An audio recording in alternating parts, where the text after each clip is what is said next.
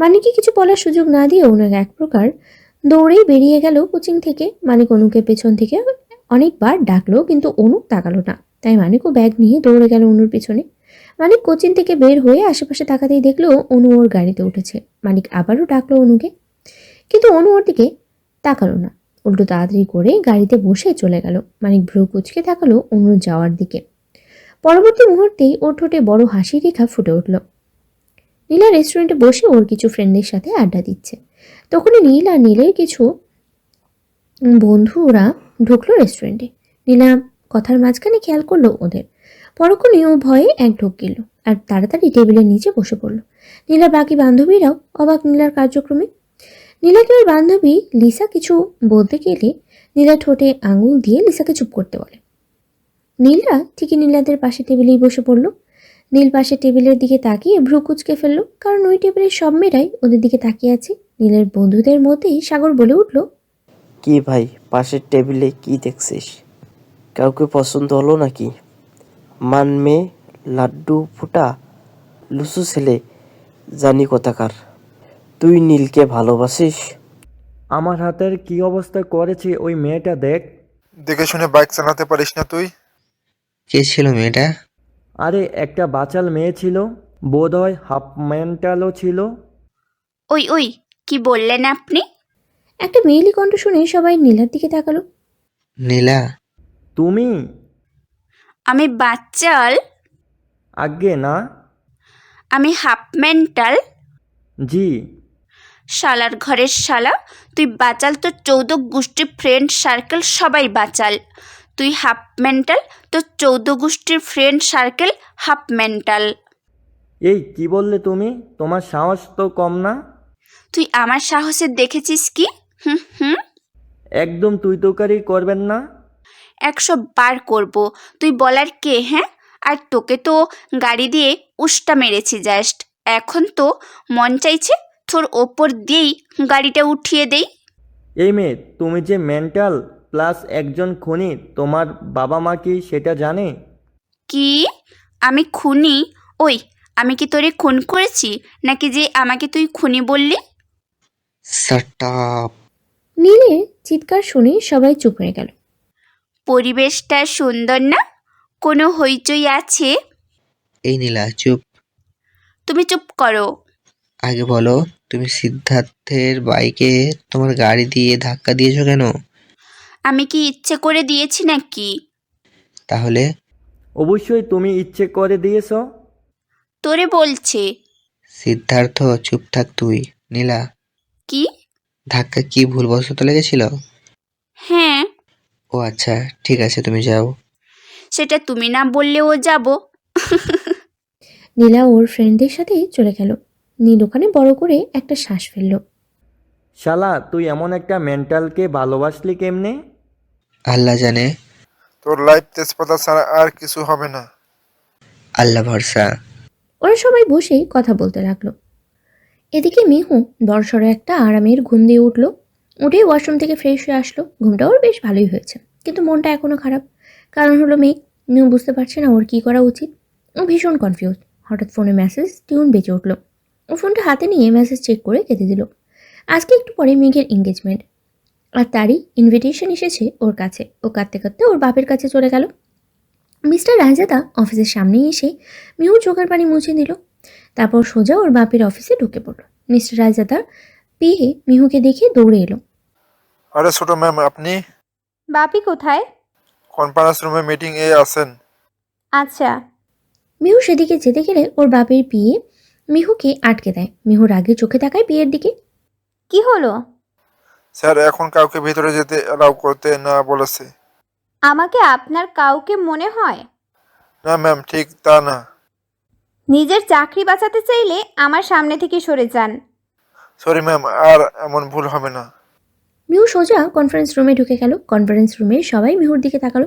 মিহুকে দেখে সবাই উঠে দাঁড়ালো, কারণ এখানে প্রায় কম বেশি সবাই মিহুকে চেনে। মিস্টার রায়জাদা মিহুকে দেখে ওর কাছে এগিয়ে গেলেন। কি হয়েছে মামুনি, তুমি এখানে এলে যে? বাপি, আমার তোমার সাথে কথা আছে। এখানে বলা যাবে? নো বাপি, কেবিনে চলো। আচ্ছা মামুনি, চলো।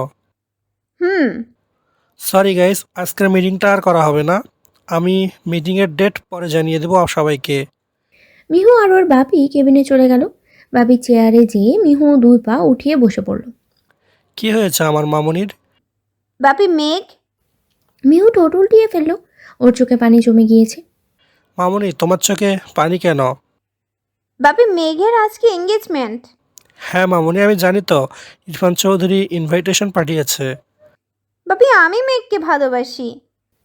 কথাটা বলেই মিহু মাথা নিচু করে ফেলল। মিহুর বাপি মুচকি হাসলো মেয়ের কথা শুনে, সাথে সাথেই আবার চেহারা আগের মতো করে ফেললেন। মামুনি, তুমি শিওর যে তুমি মেঘকে ভালোবাসো? বাপি আমি ওকে অনেক আগে থেকেই ভালোবাসি, কিন্তু ওর অ্যাটিটিউড আর ওর অহংকারী স্বভাবটা আমার পছন্দ ছিল না। তাই আমি ওর সাথে কথা বলতাম না আর সবসময় ওর থেকে দূরত্ব বজায় রেখে চলতাম। কিন্তু এখন আর পারছি না, কারণ ভালোবাসি ওকে আমি। ওর প্রতি আমার ভালোবাসাগুলো আগের থেকেও বেশি বেড়ে গেছে। মামুনি শোনো, আমি কখনো তোমাকে কোনো কিছুতেই বাধা দেইনি বা না করিনি। তোমার মতের গুরুত্ব আমরা সবসময় দিয়েছি, আর এটা তো তোমার সারা জীবনের ব্যাপার। তাহলে কি করে তোমার গুরুত্ব না দেই বলো তো? তাই তুমি যা চাইবে তাই হবে। বলো তুমি কি চাও এখন? আমি মেঘকে চাই বাপি। নিজের জিনিস তুমি সবসময় নিজে অর্জন করে নিয়েছো, তবে আজ কেন আমার কাছে চাইছো? আজকেও তুমি নিজে নিজে অর্জন করে নাও। কিন্তু কিভাবে বাপি? তুমি তো এত ভীতু ছিলে না মামুনি। তোমাকে আমি সবসময় কি শিখিয়েছি? যত বড় সমস্যাই হোক না কেন, সব সময় সৎ সাহসের সাথে লড়াই করতে হবে। তাহলে এখন তোমার কি করা উচিত? মেঘের কাছে যে ওকে নিজের বলে দাবি করা। তো যাও। থ্যাংক ইউ বাপি, you are the best father in the world. এখন যাও মামুনি। মিহুর বাপিকে জড়িয়ে ধরে তারপর দৌড়ে বেরিয়ে গেল। মিহু গাড়ি নিয়ে সোজা মেঘের বাসায় চলে গেল। মেঘের বাসার সামনে গিয়ে গাড়ি থামালো। পুরো বাড়িতে ফুল ভলিউমে গান চলছে। মেহমানকে পুরো বাড়ি ভরপুর। মিহু চারপাশে তাকিয়ে মেয়েকে খুঁজতে লাগলো, কিন্তু মেয়েকেও কোথাও দেখতে পাচ্ছে না। হঠাৎ ওর চোখ গেল একপাশে কিছু মেহমানদের দাঁড়িয়ে থাকা কথা বলছে মেয়ে। আর মেঘের হাত ধরেই দাঁড়িয়ে আছে এক সুন্দরী মেয়ে। হয়তো সেই মেয়েটার সাথেই মেঘের এঙ্গেজমেন্ট হচ্ছে। মিহু দৌড়ে মেঘের সামনে যেয়ে মেঘকে টেনে মেয়েটার কাছ থেকে আলাদা করলো। মেয়েটা অবাক হয়ে তাকালো মিহুর দিকে। মেঘ মিহুর দিকে তাকাতেই ওর মেজাজ খারাপ হয়ে গেল, কারণ মিহু একটা জিন্স আর শার্ট পরে চলে এসেছে। তোমার সাথে আমার কথা আছে। বলেই মিহু মেঘের হাত ধরে টেনে উপরে মেঘের রুমে নিয়ে গেল। এদিকে নীলা আর মানিক বসে আছে। মিস্টার অ্যান্ড মিসেস রায়জাদা, সাথে অনু আর নীল এবং তাদের ফ্যামিলি চলে এলো মেঘেদের বাসায়। মানিকের চোখ গেল গেট দিয়ে ঢোকা অনুর দিকে। অনুর দিকে তাকাতে ওর চোখ অনুর দিকে আটকে গেল। বেবি পিঙ্ক কালারের গাউনটায় ওকে দেখতে চমৎকার লাগছে। নীলা মানিকের দিকে তাকিয়ে দেখে ও হাঁ করে সামনে তাকিয়ে আছে। নীলা মানিকের দৃষ্টি অনুসরণ করে সামনে তাকিয়ে মেহুর পুরো পরিবারকে দেখতে পেল। নীলের দিকে চোখ যেতেই ও মনে মনে একটা কথাই বলল, মিস্টার হাজব্যান্ড। অনু আশেপাশে তাকিয়ে মানিককে খুঁজতে লাগলো। তখনই হঠাৎ ওর কানের সামনে গরম নিঃশ্বাস অনুভব করলো। আমাকে খুঁজছো? মানিকের গলার আওয়াজে ও চমকে উঠল। ও তাড়াতাড়ি পিছনে তাকিয়ে দেখে মানিক প্যান্টের পকেটে হাত দিয়ে বাঁকা হেসে দাঁড়িয়ে আছে। অনু এক বড় ঢোক গিলল, তারপর নিজেকে দ্রুত স্বাভাবিক করে নিল। পাগল নাকি? তোমাকে খুঁজতে যাবো বন্ধুকে? আচ্ছা তাই, তো কাকে খুঁজছিলে? আমি আমি তো মেঘকে খুঁজছিলাম। মিথ্যা কথা কেন বলছো? মিথ্যে কথা কোথায় বললাম? যা সত্যি সেটাই তো বললাম। ইউ আর লাইং অনু। তো ইয়েস ইউ আর। আরে আজব তো, বললাম না আমি তো তোমাকে খুঁজছিলাম না, আমি মেঘকে খুঁজছিলাম। আমাকে ভালোবাসো? কি? নিজের চেহারা কখনো আয়নায় দেখেছো? হ্যাঁ, প্রতিনিয়ত দেখি। আর আমি জানি আমি অনেক হ্যান্ডসাম আর পারফেক্ট একজন মানুষ। অনু মনে মনে বলল, মিস্টার পারফেক্ট।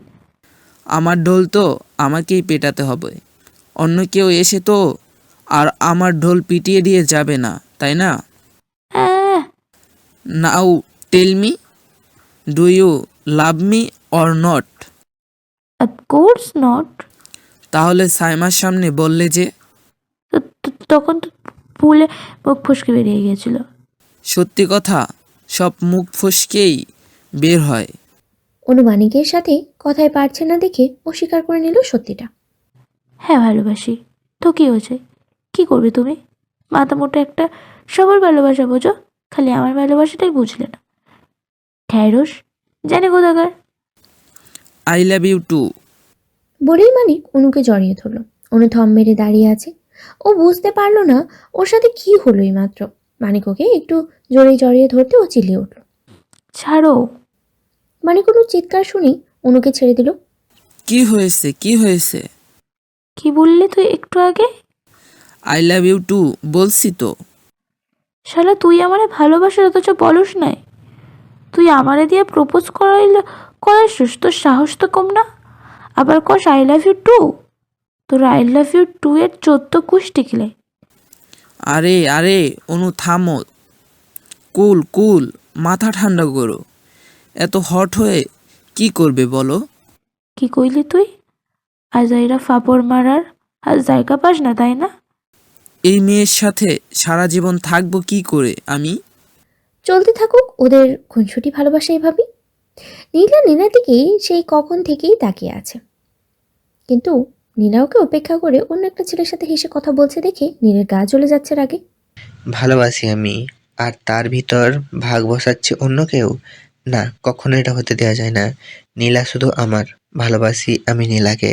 না, আজকে আমি আর চুপ থাকবো না। আজকে নীলাকে আমি প্রপোজ করেই ছাড়বো। নীল নীলার সামনে যেয়ে বুক ফুলিয়ে দাঁড়ালো। নীলা নীলের দিকে তাকালো, সাথে সাথেই নীলের হাওয়া ফুস হয়ে গেল। নীলের হাত পা কাঁপতে লাগলো। নীলা ভ্রু কুচকে তাকিয়ে আছে নীলের দিকে। আমি জানি তুমি আমাকে ভালোবাসো, কিন্তু এই সামান্য কথাটা তুমি আমাকে বলতে পারছো না। প্রতিদিন বলতে এসেও না বললে চলে যাও কেন নীল? একবার বললেই তো দেখো, আমি তোমাকে ফিরিয়ে দিব না কখনো। আচ্ছা, আজকেও কি না বলে চলে যাবো তুমি? নীলা? হ্যাঁ বলো, কিছু বলবে? হ্যাঁ মানে, হ্যাঁ মানে, না মানে, হ্যাঁ। কি বলবে বলো? না মানে আসলে, বলো নীল। আমি আসলে, আসলে আমি, কি হলো বলো? আমি বলতে এসেছিলাম, আসলে আমি, নীল, তুমি প্রায় কিছু বলতে আসো, কিন্তু বলো না। আজকে তোমাকে বলতেই হবে, বলো বলছি। কিছু না নীলা, সরি তোমার টাইম নষ্ট করার জন্য। নীল, হুম। তুমি একটা মুখ পোড়া হনুমান, বজ্জাত ছেলে, শয়তান একটা। নীলা আশেপাশে তাকিয়ে ড্রিঙ্কসের গ্লাসটা নিয়ে নীলের মুখে মারল। অসহ্য একটা। নীলা রেগে হনহন করে চলে গেল। নীল বুঝতে পারলো না ওর সাথে কি হলো। ও বেকুব হয়ে দাঁড়িয়ে আছে, কিন্তু নীলা যে রেগে আছে তাও বুঝতে পারলো, কিন্তু কেন রেগে আছে সেটা বুঝলো না। নীল রুমাল দিয়ে নিজের মুখ মুছে নীলার পিছন পিছন গেল। বাইরে এসে নীলার পেছনে যাওয়ার সময় ও খেয়াল করলো মানিক আর অনু একে অপরকে জড়িয়ে ধরে আছে। নীলের ঠোঁটে হাসি ফুটে উঠল। নীল আবারও নীলের পিছনে দৌড়ে দিল। ও খেয়াল করলো নীলা ছাদে যাচ্ছে। ও নিজেও ছাদে চলে গেল। ও ছাদে যেয়ে দেখে নীলা রেলিং ধরে একপাশে দাঁড়িয়ে আছে। নিজে নীলের পিছনে দাঁড়ালো। নীলা তা টের পেল। কি হয়েছে? তুমি এখানে কেন?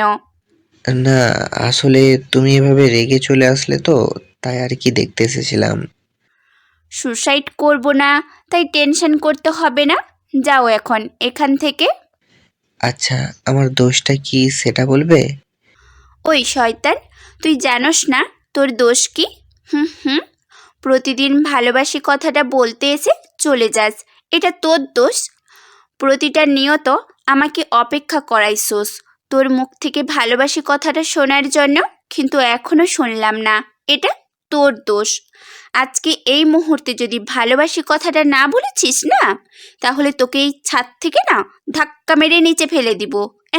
ভালোবাসি কথাটা বলতে গেলেই ওনা তু তু তু মে শুরু হয়ে যায়। যত সব। বল ভালোবাসিস কিনা, বল, না হলে কিন্তু খুব খারাপ হয়ে যাবে, খুব খারাপ হয়ে যাবে। বল বলছি, এক্ষুনি, এক্ষুনি বল। তুমি জানতে যে আমি তোমাকে ভালোবাসি? আমি কেন তোর কাহিনী দেখলে যে কেউ বলে দিতে পারবে যে তুই আমারই ভালোবাসোস? এখন বল, না বলবি না প্রপোজ কর। আমি, তা নয় তো কি, তোর বাপরে কইছি। না তা কেন? তাইলে আচ্ছা করছি। তাড়াতাড়ি। নীলা, আমি তোমাকে মানে, আমি আসলে তোমাকে ভালোবাসি। নীল চোখ বন্ধ করে এক নিঃশ্বাসে কথাটা বলে ফেলল। পরবর্তী মুহূর্তেই নিজের বুকে কারোর অবস্থান টের পেল। চোখ মেলে তাকিয়ে দেখে নীলা ওকে জড়িয়ে ধরে দাঁড়িয়ে আছে। নীল অনেক অবাক হলো। আমিও ভালোবাসি তোমাকে। নীল খুশি হয়ে নীলাকে শক্ত করে জড়িয়ে ধরল। আকাশের চাঁদ সাক্ষী হয়ে রইল ওদের ভালোবাসার। এদিকে মেহু আর মেঘের রুমে দাঁড়িয়ে আছে। মেঘ মেহুর দিকে নিজের হাত সরিয়ে নিল। কেন করছো আমার সাথে এমন? কেমন করলাম? তুমি এই এঙ্গেজমেন্টটা ভেঙে দাও। ইস, কেন ভাঙবো? আমার উঠবি বুঝি কষ্ট পাবে না? তুমি ওর কষ্টটা দেখছো আর আমারটা দেখতে পাচ্ছ না। তোমার আমার কিসের কষ্ট? মেঘ, অবুজের মতো প্রশ্ন করবে না। তুমি ভালো মতোই জানো আমি কিসের কথা বলছি। না তো, আমি তো কিছু জানি না। তুমি না সেদিন আমাকে বলেছিলে তুমি আমাকে ভালোবাসো, তাহলে এখন এত বউ বউ কেন করছো? আমার বউ আমাকে খুব ভালোবাসে, তাই। আমিও তো তোমাকে ভালোবাসি। আমার ভালোবাসার কি মূল্য নেই তোমার কাছে? আল্লাহ, কি বলছো এসব তুমি? আমার বউ শুনলে তো কষ্ট পাবে। মেঘ প্লিজ আমাকে একটু বোঝো। অনেক দেরি হয়ে গেছে মেহু। মেঘ, একটু পরে আমার এঙ্গেজমেন্ট, তাই নিচে চলো। মিহু আর কিছু বলল না। চোখ থেকে শুধু কয়েক ফোঁটা পানি গড়িয়ে পড়ল। মেঘ মিহুর দিকে অবাক হয়ে তাকালো। চলো। 1 মিনিট। কি? তুমি কাঁদছো? না তো। ও আচ্ছা, ঠিক আছে, কিন্তু তুমি এই অবস্থায় নিচে যাবে? কোন অবস্থায়? এই জিন্সের টি শার্ট পরে? তো আমার এঙ্গেজমেন্ট মিহু, একটু তো ভালো জামা কাপড় পরে আসতে পারতে। আমি তো এখানে থাকতে আসিনি, আমি এখনই চলে যাব। তাই ভালো জামা কাপড়ের কোনো দরকার নেই। সে কি, তুমি চলে যাবে মানে? তুমি কোথাও যাচ্ছ না, আমার এঙ্গেজমেন্টের পরে যাবে তুমি। সরি, বাট আমি থাকতে পারবো না। থাকতে তো তোমাকে হবেই। মেঘ প্লিজ। কোনো কথা না, নাও এটা পরে আসো তাড়াতাড়ি। আমি তোমাকে হেল্প করার জন্য অনুকে পাঠাচ্ছি। কিন্তু মিহুকে কিছু বলার সুযোগ না দিয়ে মেঘ রুম থেকে বের হয়ে গেল। ওয়াশরুমে যেয়ে ফ্রেশ হয়ে আসলো। ওয়াশরুম থেকে বের হতেই দেখলো অনু হাতে শাড়ি নিয়ে দাঁড়িয়ে আছে। মিহু শাড়িটা ভালোভাবে খেয়াল করলেই দেখতে পেল এটা ওর পছন্দ করে দেওয়া সেই ধূসর রঙের শাড়িটা। মিহুর চোখে পানি জমে গেল আবার। অনু এসে মিহুকে শাড়িটা পরিয়ে দিল। ধূসর রঙের শাড়িতে সাদা পাথরগুলো চিকচিক করছে। শাড়ির পাড় কালো রঙের হাওয়াতে আরও বেশি ভালো লাগছে। কানের লম্বা সাদা পাথরের চেন, কানের দুল, গলায় একটা ছোট লকেট, হাতে কিছু চিকন চুড়ি, চোখে গাঢ় কালো কাজল আর ঠোঁটে হালকা লিপস্টিক, চুলগুলো নিচে দিয়ে রিং করা। ব্যাস, মিহু সাজ কমপ্লিট।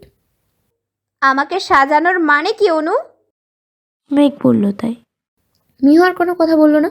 অনু মিহুকে নিয়ে নিচে চলে গেল। সবার চোখে মিহুর দিকে।